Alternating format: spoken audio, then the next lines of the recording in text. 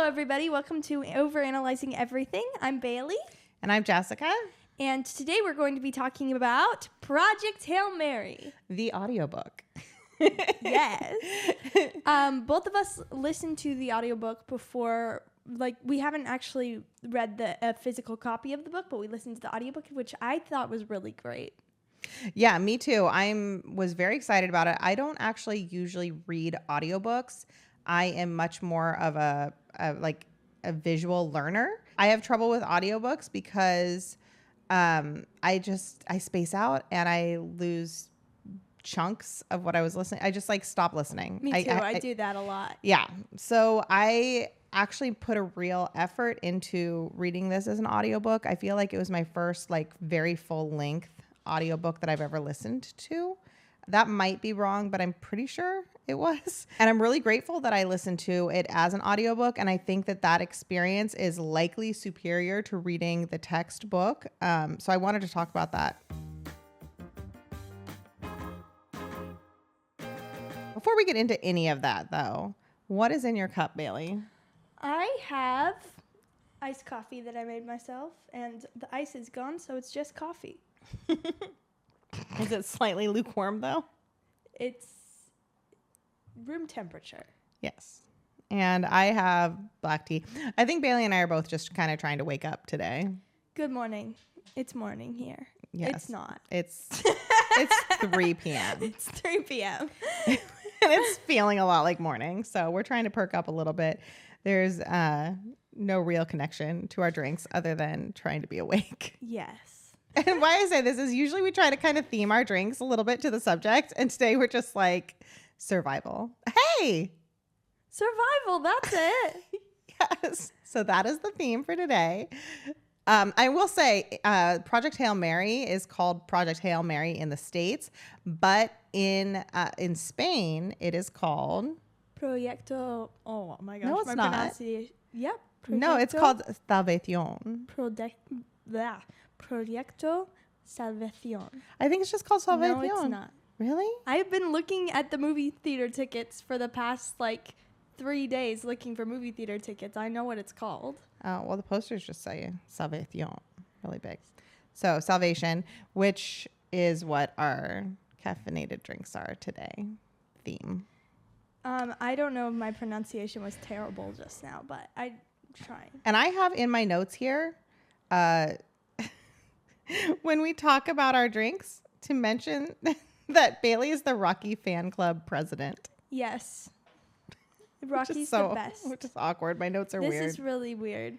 But Rocky's the best, and I love Rocky, and I'm going to be talking about Rocky a lot. So we'll be talking in spoiler-free language for the next couple of minutes, and then we will tell you when we get into spoilers, and then you should just exit out if you are unfamiliar. If you haven't read or watched Project Hail Mary, which you should, I haven't watched it yet, but I have read it. It's really good. I think we'll make another episode after we've watched it. Maybe. We probably should. We should do that. Probably should. But if you haven't read it, it starts with the main character waking up with no memory on a spaceship, and he doesn't know how he got there, and he doesn't know anything about himself or anything leading up to how he is where he is. That's basically it. And this is the first page or so. This is not spoilers. Yeah, it's not spoilers. And then that hooks the reader, obviously, right away, because you've got an instant mystery. There's a structure of the book that's like a memory reveal, and that happens throughout. And then there's a lot of, if you're familiar with The Martian, this was written by the same author.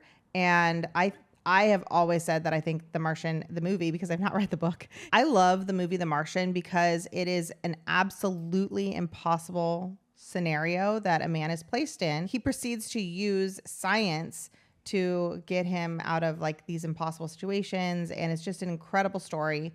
And I have always loved it. I love it. And I feel like this is very similar. There's a lot of science within it.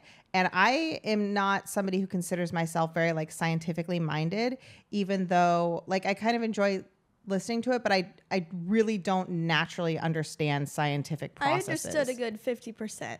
I feel like you are like Dad and you understand more than I do naturally. And for me, it's you can teach me the same thing over and over again about science. And for the most part. It really, it just doesn't come naturally to me. I don't come to the conclusion that like Christopher, my husband, can, by just like looking at something, he can kind of go like, oh, this is doing this and this. And my brain works differently. It goes in a different direction, and that's fine. I didn't understand most of what he was doing, but then he did things. And that's the thing. I'm giving this little disclaimer about myself because I want others out there who are also like, oh my gosh, I don't like science. This sounds like science fiction. This sounds like space. Space is like a subject that I'm typically very uncomfortable with. It gives me a lot of anxiety. But that being said, I still really enjoyed the movie The Martian and this audiobook, and I'm looking forward to this movie a lot. So I wouldn't, if you have like an issue or concerns with science and you're like, it's going to be too much education speak for me, don't let that dissuade you from reading this book or seeing the movie. Yeah, this book is fantastic. It's fabulous. And even though it is speaking in very advanced ways, it doesn't shy away from the subject matter. It's still very enjoyable. And you do not have to understand all of it. Like that, it's okay. Like you can just let that wash over you. And you will still enjoy the subject, I think. It's done in a way that is still definitely enjoyable to anyone. There's the survival story similar to The Martian. And then there's also a turn more so. It does The Martian plus, because there's also sort of like a buddy story going on. And I don't want to say too much about that because that is going into spoiler territory. For those of you who are still here who have not read it and are completely unfamiliar with the story, I do want to say with the audiobook, the reason that I read this as an audiobook and not a book was because in the reviews, just tons of people were recommending the audiobook, and I couldn't understand why. And part of that is because it's revealed as the story progresses, but there really is value to the audiobook, and it's a very neat thing. So that's all I'll say. Like there's value to reading it as an audiobook. It's still going to be great as text, I'm sure, but it's good to read it as an audiobook. And that's all I want to say about that.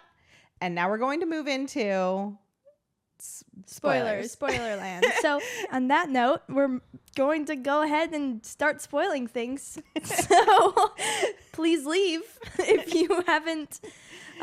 If you don't want things to be spoiled. Yeah, if you don't want this to be spoiled. And we don't want things to be spoiled really, for you. This is a book that you need to not have spoiled to you. So please go read it. I'm going to assume you've left. Goodbye. No, they didn't even hear that. They already left. Oh, okay. I should hope. Right? Now Hopefully. It's just us. This is your last warning. So now that they're gone, we can talk about Bailey's favorite character. And I get probably one of my favorite characters too, but Bailey's favorite character, who is Rocky. Amaze. Amaze. And you will probably hear Bailey say that 1,000 times. Amaze. For the rest of this podcast and forever. Forever. So who is Rocky? Rocky is an alien that Grace runs into while he's trying to figure out who he is and also save the world. Yeah. And what is Rocky's goal? Rocky's goal is to save his planet, Arid, from their sun. It's also dying, their star. What is their star called? I forget. I can't remember. It's been a million years since I read the book. Yeah. Well, he's trying to save his planet from his star's extinction, kind of like what Grace is trying to do with the sun. So one of the things that made the audiobook to me stand out was the fact that you get the use of the sounds that Rocky, like the sounds in language, and you get to hear it as it evolves. And like, and it's very musical, and there's like a tonal element to it. And as I was first reading this audiobook, I was so desperate for Bailey to read it as well, but she was busy at that time in her life, so she wasn't able to. So I'm like really excited that she finally got to this. My whole like I read this alone months ago, and my whole family did not, and I've been like sitting around waiting for everybody to catch up to all these exciting things. I had to read Six of Crows first. Of course. Yes, of course. You had a lot to do. But I'm just saying, I'm very excited to talk with you now, and especially because of the subject matter. Like, Bailey took astronomy last year, and she understands a lot of things in space more so than I do. And she's thrilled by them more so than I am. Much more so. What? Much more so. Much more so. And she's also like a very musical person. And I feel like you hear about that, like mathematic minds are also musical minds. Like there's a link there. And so I think that this book is really interesting because it really it works with both of those subjects. And I don't know that you see that a lot in science fiction or music. Like they're kind of separated a lot. Yeah. So it was neat to see this connection with like the musical and space. Aliens. What I really liked was hearing Rocky's language evolve, hearing the musicality of it. And I feel like experiencing that with audio, it has to be a much fuller experience. And it's well done in this audiobook. Like I hope they don't mess it up in the movie. I know. I'm a little nervous about that too. I saw like a brief second. I know you've seen the trailer a bunch. I've seen all 3 of the trailers a bunch. I have not. I think I might have seen like a teaser trailer months ago, maybe, but I don't know if it had Rocky in it or something because you showed me a blurb earlier today, I think, that had Rocky talking. And that was my first time hearing him talk and seeing the character. Like it was my first time seeing his like visual depiction. And cannot even remember the audiobook voice for him like at this point, but at the same time it felt like wrong to me. I was like, what's this voice? Like I was instantly betrayed. But I think I'll be able to watch the movie and adapt. I could be remembering this wrong, but I don't think Rocky actually had a voice in the audiobook. I think that I could be remembering this wrong, but I think that Rylan just had it on a computer and they were reading it off on a voice. Like it was the same person who was narrating the book, but with like a robotic voice changer. Maybe that's what it is. But even like when you came in and were like, amaze, because you'd gotten to that point in the book, like I was like, oh, and I was like happy to hear you say that.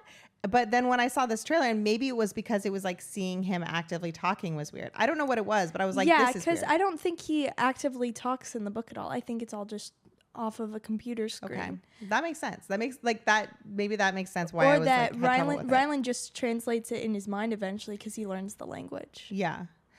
Well, anyway, I do think I hopefully will be able to adapt. But when I saw like just these few seconds of him talking and like the depiction where he was rocks, like he's straight, like I don't know, I didn't expect him to look as well. That's how he's described in the book. I guess, but like he looks exactly like how I imagined him in the book. That's awesome. I didn't really have a clear picture. I think maybe that was one of the points in the audiobook when I spaced out. I spaced out quite a few times, mostly when they were saying long equations that I didn't understand. Yeah. Well, I don't know. I don't think I had like a clear picture in my mind of him, but it wasn't necessarily that. But I'm glad they captured your imagery. I think that's fabulous. It's probably more correct than I just probably wasn't paying attention. Also, timing and humor is really good in the audiobook. Yeah. I think that the voice actor did a really, really good job of that. And I feel like some things like the tone in his voice you might not get the first time you read the book off of a page, you know? Yeah, I really liked the narration and I did like there's a charming humor to it. Wait, I have my favorite line. Can I say my favorite line? You must say your favorite line. What's your favorite line? Grace said, so this is what Rocky said in response to Grace. I'm going to read Grace's line first. Okay. I actually wrote it down because I forgot it. Excellent. On Earth, we have a scary, deadly creature called a spider. You look like one of those, just so you know. Good. Proud. I am scary space creature. You are leaky space blob. Why is he a leaky space blob? What is the context there?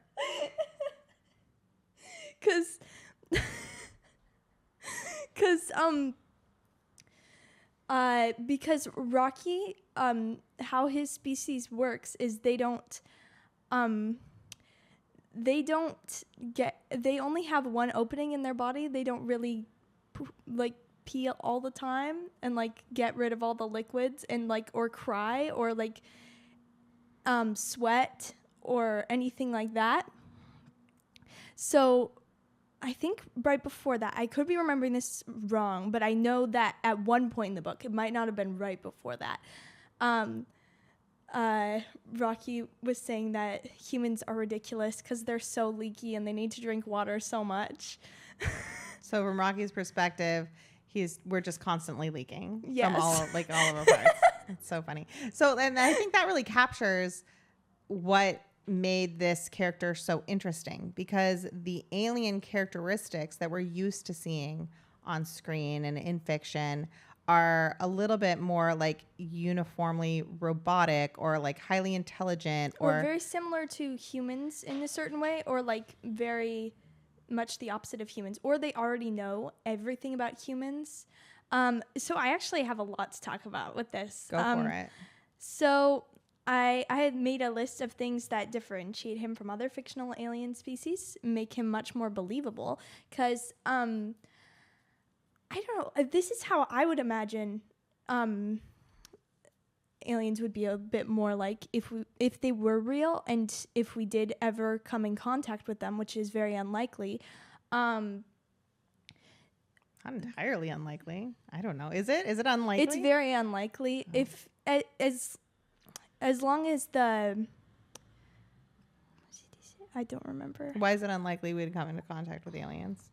Well, first of all, the universe is so big, and there are only certain areas where there are safe living conditions. So if the planet is too close to a star, it can't sustain life. And if it's too far away from a star, it can't sustain life.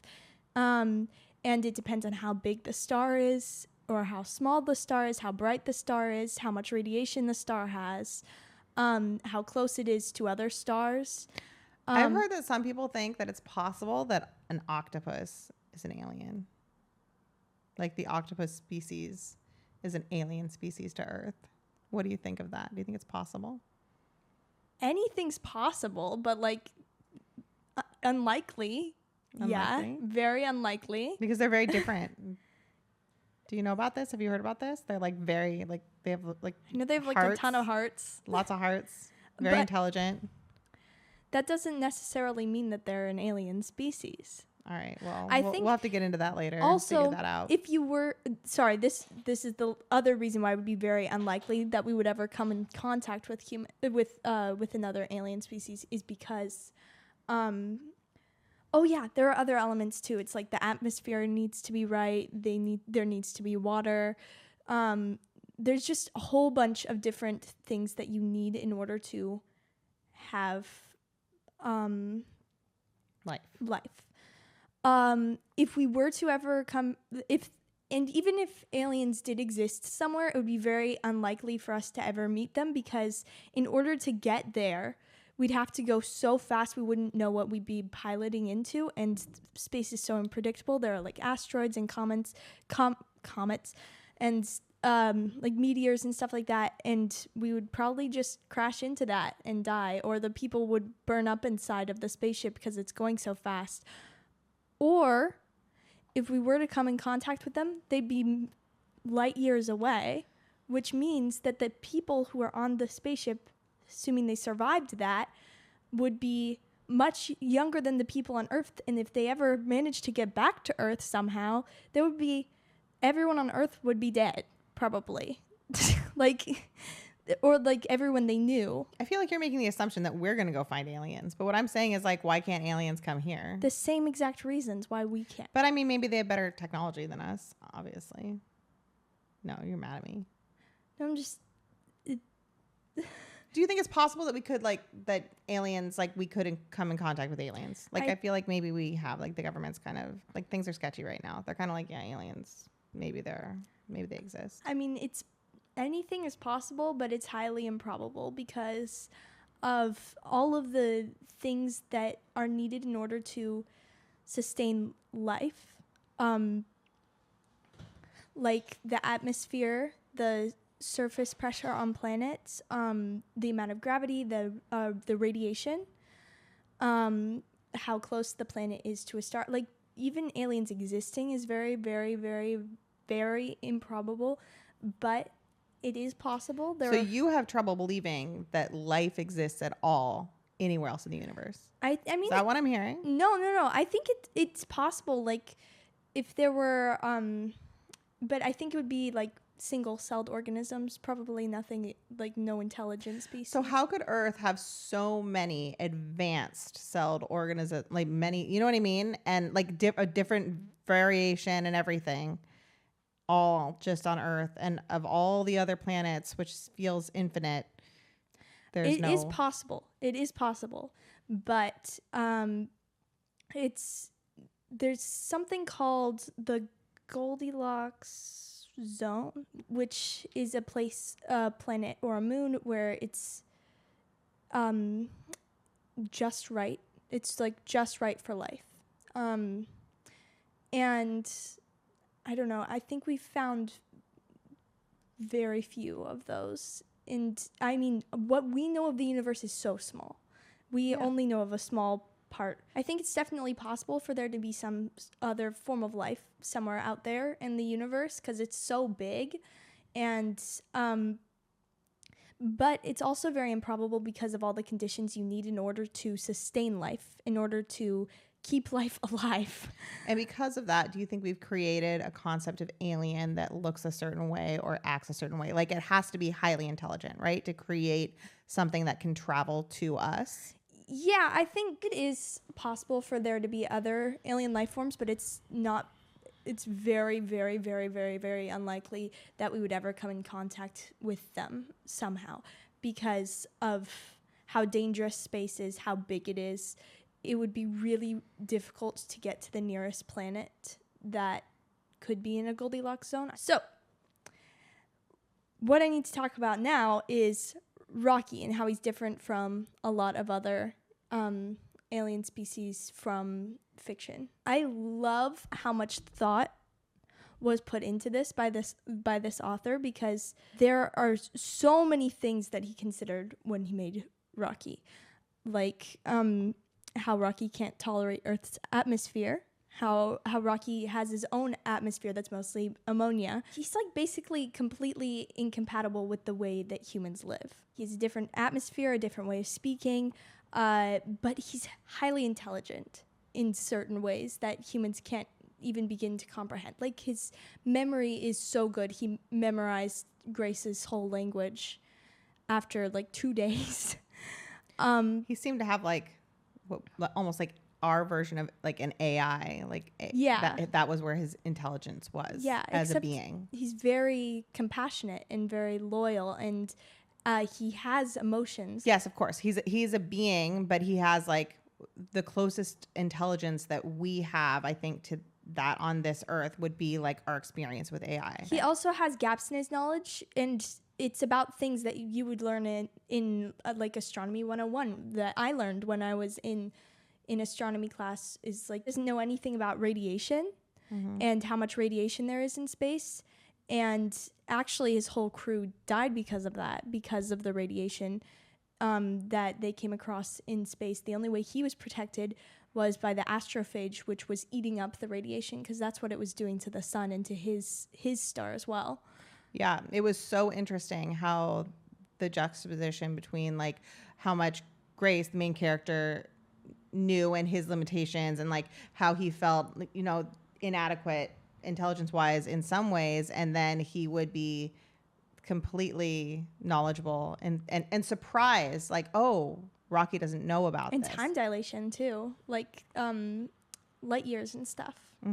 Rocky didn't know about that. Rocky didn't know about those things because it wasn't necessary for him to know about those things, right? Yeah. It just wasn't stuff that they had researched. Another thing that I thought was really cool that I've barely seen in movies about aliens and stuff is that Rocky was so excited to meet Grace. He was like, this is so cool. I'm meeting an alien right now. This is amazing.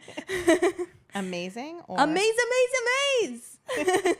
There were other differences from humans too, like how he uses echolocation instead of eyesight to see things around him. He has a different counting system, a different way to tell time, different measurements, and obviously a different language.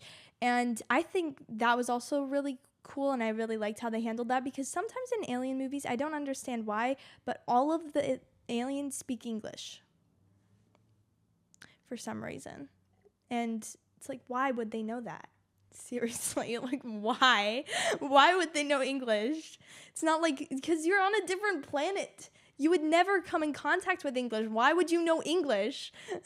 And I feel like sometimes that's justified as this like hive mind, like secret invader. Like maybe they've studied humanity and they're like they've like spent all this time like learning about humans first. And maybe the concept of just like contact between the two without knowing, like that's maybe more likely, or at least it was really interesting to see that. Or like, also, because they had to learn each other's language. It was both of their first times coming in contact. It was humanity and Iridian's first times coming in contact with another species from a different planet than theirs. Yeah. So it was super exciting for both of them. And also, I love how their first interaction was jazz hands. Like the first time they met each other, they just did jazz hands at each other. Okay, and you wanted to talk about Eva Strat? Eva Strat. Strat? I can't remember. You know what? I'm going to figure this out. It's funny because we were talking about her character, and for some reason, I pictured her as Edna Mode in The Incredible. Like, that's what she gave to me. And I don't know if I pictured a different Incredibles character. So, like, separately, we had different Incredibles characters come to mind. So when I was listening to it, I could only think of Mirage. Which is probably, I think she said it had to do with, like, the way they described her. And I think the way they described her was not Edna Mode at all. But for some reason, that's, like, all I could think about. Like, that's what she gave to me. I think her character is really interesting. She's, like, a very complex character. She's forced to make these, like, terrible decisions. And while I was reading it, I was really mad at her. You were really mad at her. I was really mad at her, but now that I'm looking back on it and thinking about it, she made the only logical decision she could in this situation, because they had, okay, so I'm gonna backtrack a little bit. They were trying to, I mean, if you guys haven't, hopefully you're familiar with it, but just in case you've forgotten, this is what we're talking about. Yeah. So, she's sending 3 people into space to figure out this thing. They're trying to figure out how to combat astrophage and save the Earth from the sun dying. And it's it's like this impossible mission because they know that it's happening like in the next 20 years or something. What's the timeline? I think 20 years, yeah. Yeah, so they only have time to send out from their technology now for somebody to get there within the timeline. They only have time to like send one group of people out, and then they only have enough fuel to send one group of people out. They don't even have enough fuel to bring the people back, so it's a suicide mission. Right. Everyone who is being sent out into space will not be able to come back. When they get sent, that is the belief, and they also believe that this is their only chance. Yeah. There are not many people who understand the concept, and it doesn't even make sense that he's the main person because he's just like a high school science teacher. So basically, everyone there, everyone who is eligible to go on this rescue mission, they need to have a certain gene, and only 1 in like 8,000 people have this gene. And it's a coma resistance gene. It's a gene that will protect you if you get put into a coma, because they have to put people into a coma in order to send them out on this long journey. Mission. And they also have to have understanding of what they're working on. And then they need to be willing to go on this mission, and with the knowledge they won't be able to come back. Yeah. So she picks out the 3 people, and one of them dies right before. And the main character... Is it one of them or 2 of them? One of them... so it's one of them, and then also his backup. Yeah. So all the people that are like prepared to do this die. This all gets revealed as you're going. Yeah. So these are like major spoilers. We really don't have to get into it too much. But the point is, the decision she has to make then is the only other eligible person to do it is Ryland, who has become kind of her friend and coworker throughout all of this. And who is not an astronaut. He's not a superhero. He's like, he doesn't see himself as one, at least. Yeah. Like, that isn't his They just career. need a science specialist, and he's the only person with the knowledge of this mission because she brought him on to do this. And he also had some unique insight and saw things in a way that many scientists didn't. Yeah. But at the time, he was like laughed at, and people just thought he was not that advance for his thoughts, but then it actually, his concept ended up being very critical within this mission. Yeah, so she's been working with him for a long time, right? And then after these people die, she's like, okay, you have this gene, you have all this knowledge, we need you to do this. We need you to be the one to go on this mission with these other two people. And Ryland's like, no, I don't want to. Yeah. He's like, don't want to die. No, thank you. Pass. I don't want to go to space. No, thank you. And she was like, well, it's not really a choice. Everybody else joined up as a choice. And then you find out later on that he finds out later, like very far into it, that like he was there unwillingly. And he finds this out because when the book starts, he's lost a lot of his memories. So he has lost the memory of the fact that he is an unwilling participant. Yeah. And she basically, what she does is she sedates him and keeps him in a cell up and leading up to the point that they go on this mission. And then he finds out that the coma wasn't the thing that erased his memory. It was her. She wiped his memory with some like spy thing. Yeah. And basically the craziest part of this whole thing is that she ends up being right. And yeah, she was like, she did a good job. She sacrificed one person to save the entire world. And it's kind of like, it's in like a very horrible, dark way. It's like the trolley problem. It's like you either do nothing and let the trolley go and kill everyone, or you see someone tied to the tracks and you move the train in that direction and kill one person instead of all of the other people. Yeah, that was essentially the decision that had to be made. But it does end up happier than all of that sounds. So that's good. Yeah, that was another thing I really liked about this book, was at the beginning there was this like really intense sense of hopelessness. It got to a point where I didn't really want to read the book anymore at one point. I was like, this is just going to be really depressing, and I don't know if I want to read this right now. And then Rocky showed up, and I was like, never mind. This is great. It's true. And same thing for the character, right? Like, yeah. Rocky gave hope to him as well, and he gave hope to Rocky, I think. Yeah. And I have heard some criticism, I think. I haven't heard a lot about the movie. I'm very excited about the movie. It's definitely what I want to talk about next. But I've heard some criticism that it has sort of like a Hollywood happy ending. But the book really has that too. And honestly, I'm fine with that. Like, I'm one of those people that like, that's fine. That was a criticism I had with the book, actually, was that I did really want to see their trip back to Arid. Yeah, for sure. There was more that I wanted from it in general. Yeah. But I also wasn't upset about the fact that it was kind of like ended well. Yeah, I just felt like it ended pretty fast. Like there was all this build up and then it was like, oh, it's over. I agree. So speaking of the movie, I am really excited that Ryan Gosling's in it. I have been a longtime fan of Ryan Gosling since his Breaker High days.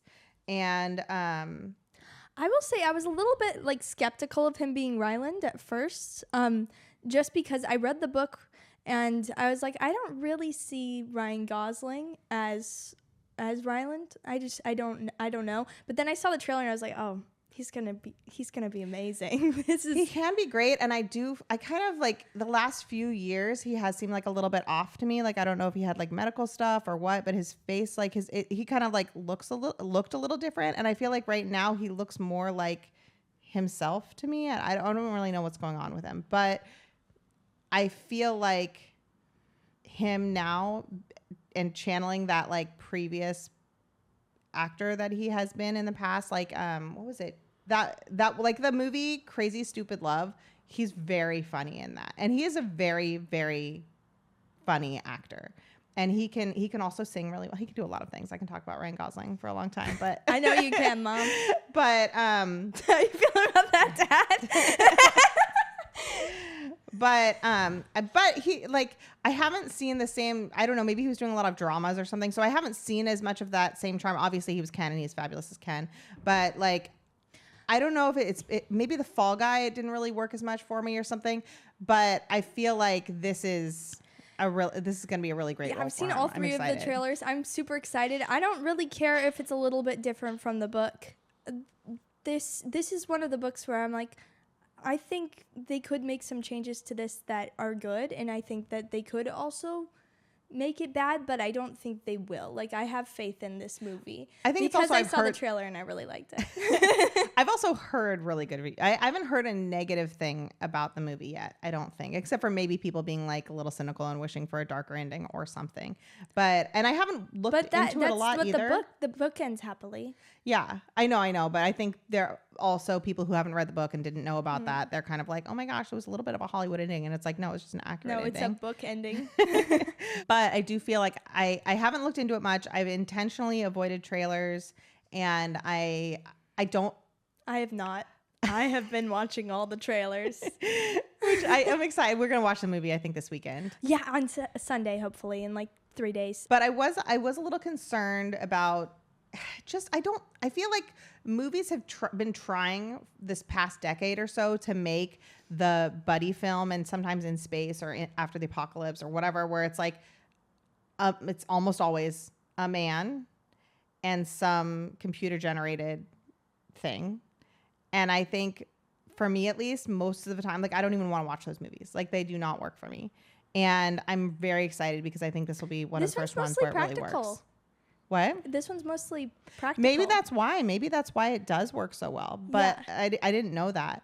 But I just feel like I'm thinking Tom Hanks. There have been a lot of like or at least one Tom Hanks movie where they had some. One. I didn't see that one. I didn't either, but I didn't want to. You know what I mean? Like, I didn't. I did see that one. Jacob watched that one. Or I've forgotten it. I blocked it from my mind. Maybe it's great. I don't know, but I just haven't wanted to see the like one person with some like alien creature. But this one's gonna be so good. And that's exactly what this is, and I'm excited about it. That's what I'm saying. Maybe it's because we read the book first. Yeah, I think, and I've heard so many good things. And also Ryan Gosling's in it. Like, I think they've finally succeeded in this, yes. And Ryan Gosling's also, the composer of this movie is Daniel Pemberton, who's a very famous composer. And I've never heard of his name before, so I'm excited to learn. Well, he composed the music for the Spider-Verse movies. Okay. Which is really cool, because I've seen those movies a lot, and I really like the score and the soundtrack. The songs that they chose in the background are so good. I just listen to that soundtrack sometimes, just cause. And the score, it's great. I'm really, really looking forward to this movie. Like, every element of this movie seems amazing to me. I am so excited, and I don't mind too much if they do things a little bit different from the book, I think. Which is kind of huge for Bailey to say, because that bothers you a lot, usually. Yeah. Like, you're the very, only thing that I care about is them getting Rocky right. Yeah. Like, if they mess up Rocky, I will be furious.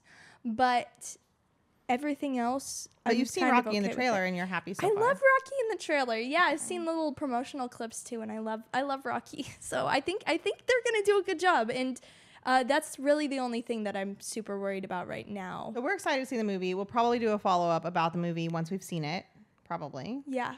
And my gosh, I just forgot about something, and I remembered it. Yes. This was a crazy detail from the book that I heard is not in the movie. At the end of the book, he's living on Erin, and they took samples of his skin and made it into a burger. And he's just eating burgers of his own cloned flesh. Okay. Yeah, I didn't pick up on that or remember it that well, but So that's not going to be in the movie? No. That's too bad. I know. I'm glad we pointed that out. So sad about that. So how did you forget that? I don't know. It's been months since I read the book. I feel like that's one of those things that kind of sticks in one's mind. I believe it right away when you said it. I was like, okay, I kind of remember them like explaining it that way, like explaining that's how he got food. But if you think about it for like even a second, it's so disgusting. Yeah, I'm not super into meat as it is, so I don't know. Maybe I'd be more okay with my own. His whole response to that is like, I love these burgers. They're so good. Yeah, like I get it. I wanted to talk about like what's next. So for me, I've seen the movie The Martian, but I haven't read the book. So because I read this book and really loved it, I'm kind of thinking that I should read The Martian. Like, I think I'd be okay with that, even though I know ultimately what happens. I forgot everything. That's the thing. Like, I kind of know it, but I think the book would be a more rich experience. So I'm excited to read more from this author. I think his name's Andy Weir, I think. And I'm excited to read more from him. And I think those are his two like most well-known books. And I think he also has other books, but I think those are the ones that are like people are the most excited about. I also was recommending the book Speaker for the Dead, which is the second book in Ender's Game for Bailey to read, because I read it a couple times. I was trying to think of books that were similar to Project Hail Mary for Bailey, specifically for like kind of like friendly alien species or like interesting alien species. And the book that I keep thinking about is the book Speaker for the Dead, which is the second book in the Ender's Game series. And a lot of people I feel like don't really love this book because it was such it deviated so much from the original Ender's Game book, but I actually really loved it. I think it took my second reading of it to like really love it. I think I've read it a few times now, but I do think for a lot of reasons you would like Speaker for the Dead. And I also recommend, if you like Ender's Game, Bailey immediately was like, but it goes into the future. I don't really like that. And I had one favorite character in Ender's Game and I'm really going to miss him. And I was like, is it Bean? And she was like, yes. And I was like, okay, you can read Ender's Shadow and that whole series, because there's also an additional series that called Ender's Shadow. It's very, very good. But Speaker for the Dead, I think you should read that. I'm like really excited about you reading it. We would love to hear recommendations on the next book that we should be reading. Yes. I'm finally reading the Hunger Games, Songbirds and Snakes. Finally. So we're going to be talking about that eventually pretty soon. Bailey's read it. How many times have you read it? Once. Oh, really? Yeah, because I think I read the other ones more than once, but that one wasn't really my favorite. I really liked Lucy Gray. Yes. I did not like Snow. Yeah. At all. And the whole we time. have delayed seeing the movie because I hadn't read it, which has frustrated Bailey to no end. But very soon we're going to be seeing the movie, and we're so excited about it because we love Rachel Zegler. We've talked to her in one of Christopher's Gifted Guitar videos. You can see him giving Rachel Zegler a guitar that he worked on that was West Side Story based. And she's so sweet. We really adore Rachel Zegler, and she's so talented. Her voice is so beautiful. Yeah. So we can't wait to see that movie. It's just we have waited this long because I haven't been reading the book. But finally. Taking forever. I've been waiting for her. We watched the Hunger Games movies together. It's fun. Yeah. It's like it's our thing. So that's why we've delayed it so much. But I've been waiting for you forever. I know. It's been terrible. I've been awful in this way because Bailey did read it like before the movie even came out. Like, I read it the day after it came out. Yeah. Like, this is how long she was very much ready, and I've been kind of a mess. And I read the new one too, the Sunrise on the Reaping. Yeah. That one was really good. I have to catch up with that. So too. sad. Yeah. And I will say, like, I'm really enjoying it so far, and I am reading it as an audiobook as well. This is my follow-up audiobook since Project Hail Mary, and I'm very proud of myself for getting through it because I am in my life a huge reader.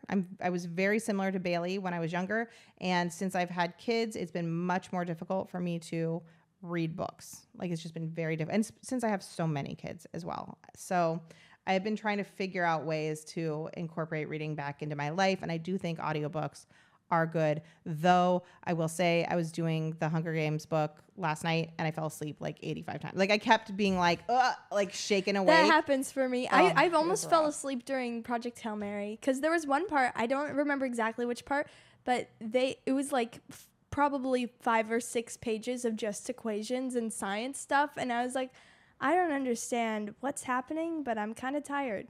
Yeah, very much. That's what happened with me. And I did have to go back several chapters, but I did that today. So I picked it back up again. So that's what I'm proud about myself for, because in the past, if I had fallen asleep during something, like, I probably would have just given up and gone and that's what's been happening for me in motherhood, is that I'm just like, well, how am I going to do this? I keep feeling very defeated by it. And normally I have to be doing something else in order to be able to focus on an audiobook. Yes. Like, I'll be doing a puzzle or I'll be drawing something. And that's my problem, is I don't have a lot of that kind of time. Like, I would say maybe doing makeup, maybe as I'm going to sleep or if I can't sleep.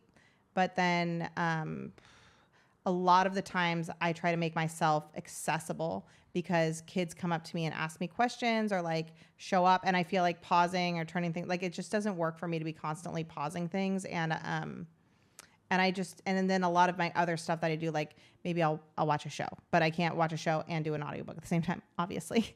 But like, they're just things that or like blow drying my hair, it's too loud to do an audiobook. So like, they're just things that I keep trying to find the time where I'm able to listen to something and I'm not doing anything else that conflicts. And I've had a hard time finding that, but I'm making a big effort right now to add that back into my life at this stage.